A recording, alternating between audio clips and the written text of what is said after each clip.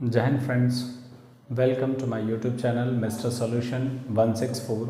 I am Deepak and today we discuss about the next topic of matrices. आज हम लोग matrices के next topic को करेंगे. अभी तक हमने matrices में SLM फॉर्म और डिटर्मिनेंट ऑफ मैट्रिक्स से कैसे हम लोग रैंक फाइंड करते हैं ये सीखा हुआ है. अब हम लोग जो देखेंगे उसमें नेक्स्ट मेथड है जो सबसे इम्पॉर्टेंट मेथड है नॉर्मल फॉर्म. अब नॉर्मल फॉर्म से कैसे हम लोग किसी भी मैट्रिक्स का रैंक फाइंड करते हैं ये देखेंगे. तो जनरली जो नॉर्मल फॉर्म होता है वो किसी भी मैट्रिक्स पर अप्लाई होता है परफॉर्मिंग एलिमेंट्री रो और कॉलम ट्रांसफॉर्मेशन. अभी तक आप जो एलिमेंट्री रो ट्रांसफॉर्मेशन कर रहे थे वो सिर्फ आप एसएलएन फॉर्म में कर रहे थे. अब हम लोग क्या कर रहे हैं कि जो नॉर्मल फॉर्म होता है वो कहता है कि आप एलिमेंट्री रो और कॉलम दोनों ट्रांसफॉर्मेशन अप्लाई कर सकते हो. अप्लाई करिए एंड वी गेट, और हमें देना क्या होता है आई आर. इस फॉर्म का कोई ना कोई जो मैट्रिक्स होता है वो बनाना था. आई मतलब identity matrix, it is your identity matrix. ये हम लोग क्या है आइडेंटिटी मैट्रिक्स. तो आपको जो भी मैट्रिक्स होगा उसको कैसा बनाना पड़ेगा आइडेंटिटी मैट्रिक्स में. या तो इस केस में बनाओ या तो इस फॉर्म में बनाओ IR00 या IR0 इस केस में बने या IR000 वाले फॉर्म में बने. इन चारों केसेस में एलिमेंट्री रो और कॉलम ट्रांसफॉर्मेशन करके आपको मैट्रिक्स को आइडेंटिटी बनाना होता है. अगर आपने उस मैट्रिक्स का आइडेंटिटी फॉर्म कर लिया तो जो नंबर ऑफ द आर होता है, मतलब इस आर का जो आइडेंटिटी रैंक ऑर्डर आता है आपके पास obtained of the rank of A, वही क्या होता है हमारे पास रैंक होता है उस मैट्रिक्स का. जैसे हमने इसको बनाया ये मे भी मान लो ये मैट्रिक्स आपके पास I3 बन गया. इट मीन्स इसका जो ऑर्डर है वो 3x3 का हो गया. तो उस केस में जो हमारे पास रैंक मिलेगा वो क्या मिलेगा आपके पास 3 मिलेगा. Rank of A is equal to क्या हो जाएगा 3. आर के केस में देखेंगे तो क्या मिल जाएगा हमारे पास आर. तो जनरली आपको जो नॉर्मल फॉर्म है वो कहता है कि performing elementary row and column transformation and find IR0 IR/0 IR000. ये अगर इन केसेस में से कोई भी फॉर्म बन जाता है तो वो उस मैट्रिक्स का क्या हो जाता है रैंक हो जाता है. जो भी आर आता है वो ठीक है. तो ये तो जनरली एक समझने का तरीका आपके पास कैसा फॉर्म करना होता है. अब हम लोग इसको बाई प्रॉब्लम समझते हैं कि कैसे हम लोग क्वेश्चन को अप्लाई करते हैं, कैसे उसमें अप्लाई करके हम लोग देख पाते हैं. तो क्वेश्चन कह रहा है यूजिंग नॉर्मल फॉर्म, कह रहा है नॉर्मल फॉर्म यूज करके फाइंड द रैंक ऑफ ए. किसी भी मैट्रिक्स ए का क्या निकालना है आपको रैंक निकालना है. तो कैसे निकालते हैं आप देखो सॉल्यूशन. तो सॉल्यूशन में हमारे पास है ए दिया हुआ. आपको सबसे पहले यहाँ पर 1 लाना है. तो आप इंटरचेंज कर सकते हो. अगर मैं मैट्रिक्स ए को लिख दूँ क्या मिलेगा हमारे पास -1 2 -2 1 2 एंड 1 -1 एंड 2. ठीक है. अब अगर मैं इसको यहाँ 1 चाहिए तो इसको इंटरचेंज कर लेते हैं हम लोग. R1 इंटरचेंज कर दे रहे हैं R2 के साथ. तो जो ट्रांसफॉर्मेशन होने के बाद वैल्यू आएगी वो क्या मिलेगी हमारे पास 1 2 एंड 1, और ये नीचे आ जाएगा -1 2 एंड -2 -1 एंड 2. फिर से समझना ये क्या किया हमने इसको यहाँ और इसको यहाँ इंटरचेंज कर दिया ये रो में. अब आप देख रहे हो कि ये वैल्यू हमारे पास 1 हो गई. अब इन सबको क्या करना है नीचे वाले टर्म्स को 0 करना है. तो बाई द रो ट्रांसफॉर्मेशन अगर आप इसी के आगे रो ट्रांसफॉर्मेशन अप्लाई करते हो R2 is equal to R2 plus R1 and R3 is equal to R3 plus R1 अगर आप अप्लाई करते हो तो जो वैल्यू मिलेगी वो क्या मिलेगी. देखो जब इसको इसके साथ ये हमारे पास R1 है, ये R2 है और ये हमारे पास R3 है. ठीक है. तो हम लोग क्या कर रहे हैं R1 को R2 के साथ और R3 के साथ जोड़ रहे हैं, ऐड कर रहे हैं. तो ऐड करेंगे तो क्या मिलेगा यहाँ पे ये हो जाएगा 1 2 1, क्योंकि इसमें तो कोई चेंजेस नहीं हो रहे, चेंजेस इसमें हो रहे हैं. इसको इसके साथ ऐड कर रहे हैं तो क्या हो जाएगी वैल्यू 0. इसको इसके साथ ऐड करेंगे तो 4, इसको इसके साथ ऐड करेंगे तो क्या मिलेगा -1. फिर नेक्स्ट इसको इसके साथ ऐड कर रहे हैं तो 0, इसको इसके साथ ऐड करेंगे तो 1, और इसको इसके साथ ऐड करेंगे तो क्या मिलेगा 3. तो ये आ जाएगी हमारे पास वैल्यू जो ट्रांसफॉर्मेशन होकर मिलेगी. अब देखो नॉर्मल फॉर्म में जो कंडीशन होती है वहाँ हम लोग रो और कॉलम दोनों यूज़ कर पाते हैं. तो इस केस में क्या करना होगा आपको कि अगर कोई भी ये रो 0 हो जाए, मतलब फर्स्ट एलिमेंट 1 उसके नीचे वाले रो को 0, फिर नेक्स्ट अब कॉलम वाले रो को जो कॉलम में एलिमेंट फर्स्ट आ रहे हैं उनके 0 इनको 0 करना है. तो ट्रांसफॉर्मेशन अप्लाई करेंगे हम लोग.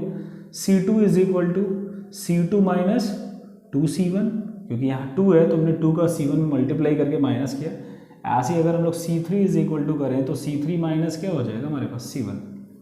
तो बस इसको 2 का मल्टीप्लाई करके माइनस करें, इसमें 1 का मतलब सेम बस माइनस कर रहे हैं तो ये वैल्यू मिलेगी। तो जो ट्रांसफॉर्मेशन होगा उससे जो हमारे पास मैट्रिक्स बनेगा वो क्या होगा 1। देखना ये तो सेम होगा, इसमें कोई भी चेंजेस नहीं होंगे। चेंजेस किस में होगा c2 एंड c3 में, तो क्या मिलेगी वैल्यू 0। इसमें कुछ नहीं होगा, ये 4 ही लिखा जाएगा एंड नेक्स्ट इज़ 1। नेक्स्ट आप करोगे तो ये हो जाएगा 0, इसको इसके साथ ऐड कर रहे हैं तो -1 एंड 3 मिल जाएगा आपके पास। ठीक है, ये ट्रांसफॉर्मेशन होता है। आप जनरली इसका एक तरीका आपको समझाता हूँ कि करना क्या होता है। आपको फर्स्ट एलिमेंट को कुछ भी करके 1 बनाना होता है और उसके नीचे वाले सारे एलिमेंट को 0। जैसी रो में अगर 0 हो जाए तो फिर कॉलम की बात करेंगे तो कॉलम के सारे एलिमेंट को 0 करना होता है।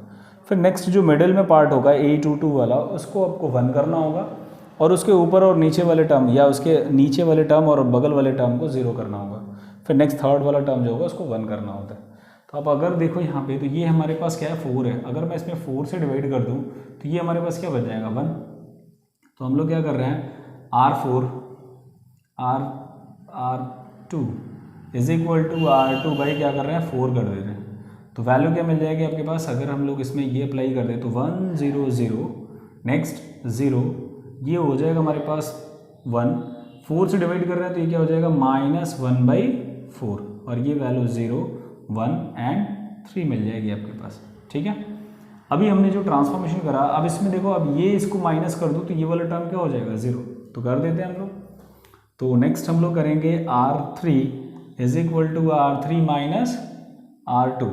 तो अप्लाई करते हैं इस ट्रांसफॉर्मेशन को, तो वैल्यू क्या हो जाएगी देखो आप 1 0 0।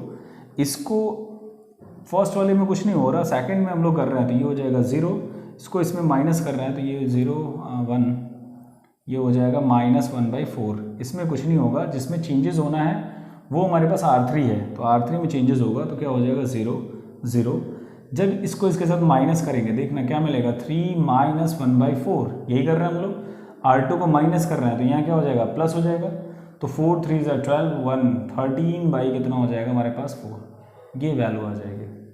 ठीक है, अब देखो ये दो आइडेंटिटी एलिमेंट के फॉर्म में हो गए, ये अभी नहीं हुआ हमारे पास। अगर इस कॉलम में मैं 4 से मल्टीप्लाई कर दूँ तो ये हमारे पास एक नंबर बन जाएगा। तो मैं क्या कर रहा हूँ यहाँ पे जो भी हमारे पास कॉलम है, कॉलम कौन है C3, उसमें क्या कर रहा हूँ 4 C3 कर दे रहा हूँ, 4 3 का मल्टीप्लाई।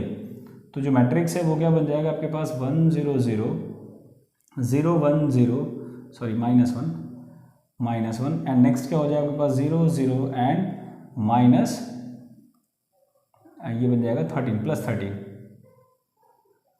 माइनस नहीं +13 आ जाएगा। ठीक है, तो ये ट्रांसफॉर्मेशन आ गया। अब देखो जनरली जब ये आपके पास बन गया तो आप इसको इसके साथ ऐड करके इसको 0 कर सकते हो। तो हम लोग करते हैं इसको, नेक्स्ट ट्रांसफॉर्मेशन आगे अप्लाई करते हैं। तो वैल्यू क्या मिल जाएगी आपके पास, क्या आ जाएगा अगर हम लोग वहाँ से ट्रांसफॉर्मेशन को उठाएं और करें क्या C2 3 is equal to C3 minus plus C2 कर देते हैं। ठीक है, तो जो मैट्रिक्स है वो क्या बन जाएगा 1 0 0 0 1 0 0 0 और 13 आ जाएगा। ये आ गया 13। अब इस 13 को हमें हटाना है यहाँ से, तो इस 13 को हटाने के लिए क्या करना पड़ेगा आपको, पूरे जो भी आपके पास कॉलम दिया हुआ है C3 उसमें क्या करेंगे C3/13 कर देंगे। तो जो मैट्रिक्स होगा वो क्या बन जाएगा 1 0 0 0 1 0 0 0 1। ये हमारे पास आइडेंटिटी मैट्रिक्स फॉर्म हो गया। हमें स्पेशली जो होता है नॉर्मल फॉर्म में जो मैट्रिक्स गिवन होता है उसको आइडेंटिटी मैट्रिक्स में ही चेंज करना होता है। तो हमने इस मैट्रिक्स को किस में बना दिया, आइडेंटिटी मैट्रिक्स में। तो इस आइडेंटिटी मैट्रिक्स का ऑर्डर क्या है हमारे पास, अगर हम लोग देखें तो ये I3 लिखा हुआ है। It means rank of the matrix A is equal to क्या हो जाएगा 3। तो ये मिल जाएगा हमारे पास rank of the matrix by the normal form. ठीक है, एक और क्वेश्चन करते हैं हम लोग इसी तरीके से, इसी प्रॉब्लम पे बेस्ड। तो नेक्स्ट क्वेश्चन है find the rank of the matrix A is equal to 1 -2 5 4 -9 10 3 -6 and 15। अब यहाँ पे रैंक पूछ रहा है, यहाँ पे आप लिख सकते हो यूजिंग नॉर्मल फॉर्म। ठीक है, क्वेश्चन में नहीं मेंशन है, आप नॉर्मल से, अगर नहीं मेंशन है तो आप नॉर्मल से अप्लाई कर सकते हो या SLN से अप्लाई कर सकते हो।